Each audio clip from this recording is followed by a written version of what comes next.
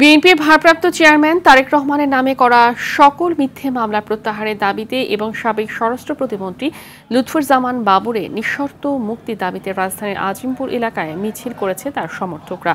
দুপুরে আজিমপুর কবরস্থান সংলগ্ন এলাকায় ঢাকা মহানগর দক্ষিণ ছাত্রদলের যুগ্ম আহ্বায়ক মোজাম্মেল খান পাঠানের নেতৃত্বে এই মিছিল অনুষ্ঠিত হয়। মিছিলে তারেক রহমানের নামে করা সকল মিথ্যে মামলা প্রত্যাহার সহ অবিলম্বে লুৎফুজ্জামান বাবরের কারামুক্তির দাবি জানানো হয়।